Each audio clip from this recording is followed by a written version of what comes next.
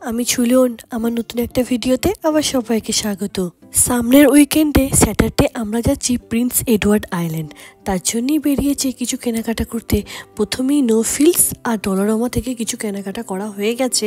দেখুন না, এই দুটো বাজার ঘুরে গাড়ির ট্রাঙ্ক পুরো এতেই ভর্তি হয়ে গেছে। এরপর কস্টকোর থেকেও কিছু জিনিস নেওয়ার আছে, তাই প্রথমে কস্টকোর যে চিকেন সেকশনটা আছে সেখানেই এসেছি। এই প্যাকেটটা কি? এটা মোটা, এই প্যাকেটটা না, প্যাকিংটাও ভালো আছে। এর আগের ইয়ারও সামারের সময় আমরা গেছিলাম প্রিন্স এডওয়ার্ড আইল্যান্ড। তখনকার ভিডিও আমার চ্যানেলে আছে, কিন্তু তখন আমরা শুধুমাত্র 4 জনই গেছিলাম। কিন্তু এবারে যাচ্ছে আমাদের সাথে আরও 2 জন বন্ধু, পৌলমী আর সৌরভ। তাই আমরা একসাথেই সবাই এসেছি বাজার করতে। এটা ব্লুবেরি, তাহলে ব্লুবেরি একটা আর ব্লুবেরি। হ্যাঁ ব্লুবেরি কেমন হবে খেতে? না ভালো, মানে এরকম নয় যে বিশাল ব্লুবেরির একটা হালকা। ঠিক আছে, তাহলে চকলেটটা একটা নিয়ে নাও। চকলেটটাও ভালো, এটা একটা নিয়ে নিন। এটা খুবই কাঁচা আছে, এটা একটা নিন।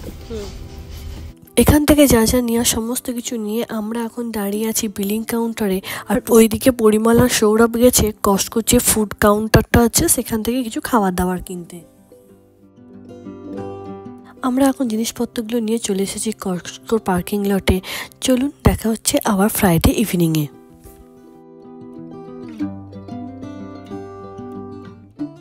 ফ্রাইডে রাত 10টার মতন বাজে এখন।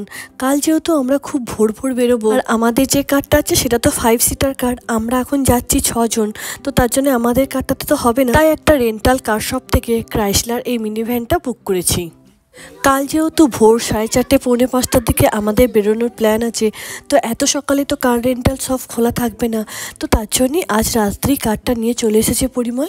দিয়ে কারটাকে এরপর একটু গুছিয়ে নিচ্ছি, মানে যেসব জিনিসপত্রগুলো নিয়ে যাব সেগুলো একটু ট্রাঙ্কে ভরেও রাখছি এবং তার সঙ্গে ছেলের কার করে রাখছি। আজ হলো নেক্সট ডে, স্যাটারডে। ভোর 4টের মতন বাজে এখন। সকালবেলায় উঠে আমাদের ব্রেকফাস্ট আমি আর পৌলমী মিলে হাফ হাফ করে কিছু বানিয়ে নিয়ে যাচ্ছি বাড়ি থেকে। এর আগের বারের মতনও এবারেও যেহেতু আমরা ফেরিতেই যাচ্ছি, তাই আমাদেরকে ভোর ভোর বেরোতে হচ্ছে, কারণ ওখানে তো ফেরির টাইম 8:30 থেকে। আবার আমাদেরকে 1-1.5 ঘন্টা আগে ওখানে পৌঁছাবে। চলুন তাহলে রেডি হয়ে গেছি, বেরিয়ে পড়ি। বাইরেটা দেখুন এখনও পুরোপুরি সাদা হয়নি, এখনও সেই অন্ধকারের ভাবটা আছে। বেরোতে বেরোতে সেই পৌনে 5টার মতন বেজেই গেল। তাহলেও ঠিক আছে, খুব যে লেট হয়েছে তা নয়। এখন আমরা চলে এসেছি পৌলমী আর সৌরভকে পিক আপ করতে। চলুন তাহলে ওদের জিনিসপত্রগুলো ট্রাঙ্কের ভিতরে ঢুকিয়ে দুগ্গা দুগ্গা বলে বেরিয়ে পড়ি। ডাকমাউথ থেকে ক্যারিবো ফেরি পর্যন্ত ম্যাপে দেখাচ্ছে 1.5 আওয়ারের মতন। এই দেখুন না, গল্প করতে করতে 1.5 ঘন্টার রাস্তাও চলে এসেছি আমরা ক্যারিবো ফেরির কাছে। এরপর কাউন্টারের কাছে গিয়ে আমাদের সবার নাম আর কারের সমস্ত ডিটেলস বলতে হবে।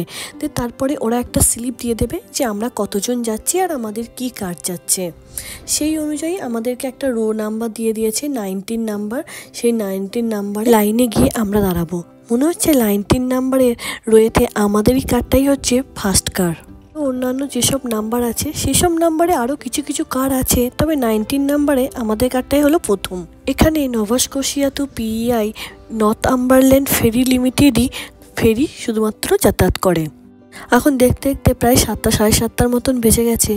তো যেহেতু সবারই অল্প অল্প খিদে পেয়ে গেছে, তো এখানে যে ওয়েটিং রুমটা আছে সেখানে বসেই আমরা আমাদের সকালের জলখাবারটা খেয়ে নিচ্ছিলাম।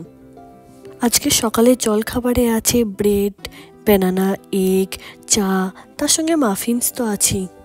এখানে আমাদের সাথে ফেরিতে যাবে আরও বহু মানুষই এখানে বসে তাদের প্রিয় ব্রেকফাস্ট এনজয় করছিল। বলতে গেলে প্রায় টাইম হয়েই গেছে ফেরি আসার। আর দেখুন সময়ের সাথে সাথে আরও কত গাড়ি এখানে এসে গেছে। এই নর্থাম্বারল্যান্ড ফেরিতে পার্সন হিসেবে কোনো টিকিট না লাগলেও কিন্তু পার কার হিসেবে কিন্তু টিকিট লাগে। হ্যাঁ, তবে ওদের ভেহিকেলের জন্য একটা স্পেস লিমিটেড আছে।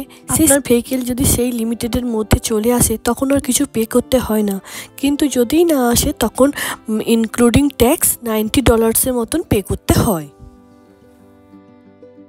লেফটের দিকে ফার্স্ট রোয়ে ফার্স্ট কার যেহেতু আমাদেরই ছিল, তাই আমাদের কারটাই যাচ্ছে প্রথমে। এইসব ফিরতে যেহেতু অনেক পার্কিং লট থাকে, তাই আমাদের মতন কার ছাড়াও অনেক মানুষ দেখেছি ক্যারাভ্যান নিয়েও এই নভা স্কশিয়া থেকে পিআই থেকে নভা স্কশিয়া ট্রাভেল করে। তবে এইসব ফেরিতে সেদান, এসইউভি, মিনি ভ্যানের ক্ষেত্রে ফার্স্ট কাম ফার্স্ট সার্ভিস হলেও কিন্তু ক্যারাভ্যানের ক্ষেত্রে কিন্তু এইরকম কোনো নিয়ম নেই। তখন আপনাকে পেমেন্ট করি ভেহিকেলের জন্য স্পট বুক করতে হবে।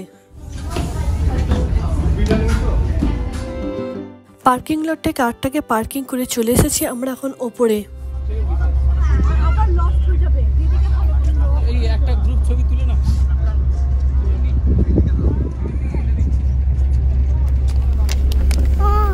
What happened? It's cold water. Do you want to drink?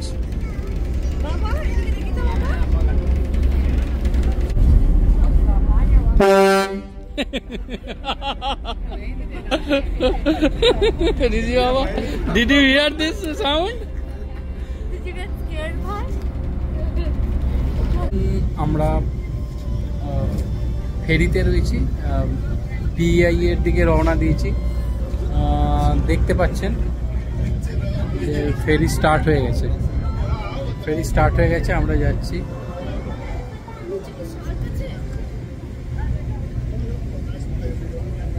এই জাস্ট স্টার্ট হলো ফেরি।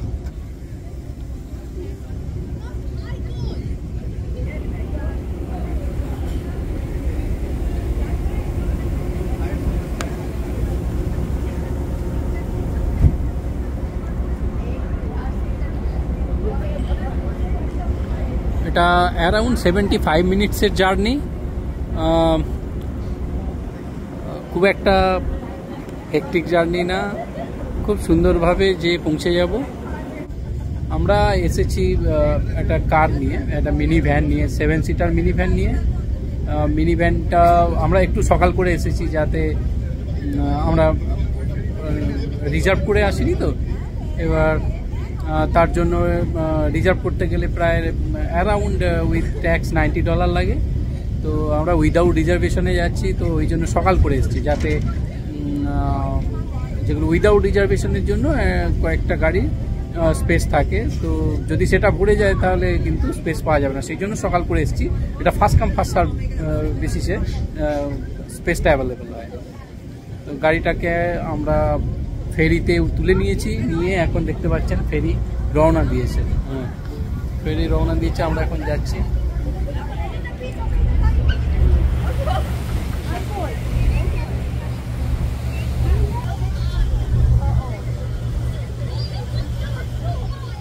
আমরা অলমোস্ট চলে এসেছি পিআই এর। আপনারা দেখতে পাচ্ছেন এই যে সাইডটা একটু জুম করে আমি দেখানোর চেষ্টা করছি।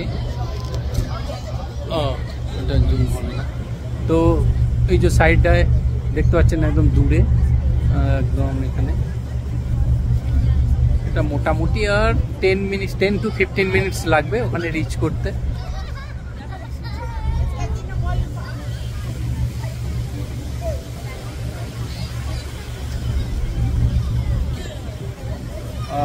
ওখান থেকে নেমে আমাদের এয়ারবিএনবি বুক করা আছে। এখন ভাবছি কি করবো, প্রথমে কি এয়ারবিএনবি যাব না প্রথমে ওখানে লাইট হাউস আছে একটা, সেই লাইট হাউসটা যেয়ে কিছুক্ষণ ওখানে টাইম কাটিয়ে তারপর এয়ারবিএনবিতে যাব। এয়ারবিএনবি অলরেডি 3টে check in time, but already ওরা মেসেজ করেছে whenever I will reach there I can just check in, just I need to text them that okay we reached. তারপর আমাদের আজকে আর একটা প্ল্যান আছে যে টিউলিপ ফুলের যে গার্ডেন আছে, টিউলিপ গার্ডেনে যাব। তো এটা proper time, but the thing is that এখন এতটাই ঠান্ডা, এখন চলছে প্রায় 7 to 8 ডিগ্রি টেম্পারেচার। এবার নর্মালি এই টাইমে টিউলিপ যদি আগের বছর ধরা যায় তাহলে এই টাইমে টিউলিপ খুব সুন্দর ওয়েদার ছিল, মানে এত ঠান্ডা নয়। যে এখন যেটা দেখতে পাচ্ছেন এখন এত কোল্ড উইন্ড হচ্ছে, সঙ্গে এরকম টুপি এরকম জ্যাকেট আপনি যদি দেখেন সবাই এখানে দেখুন সব জ্যাকেট প্যাকেট পরে যেতে হচ্ছে।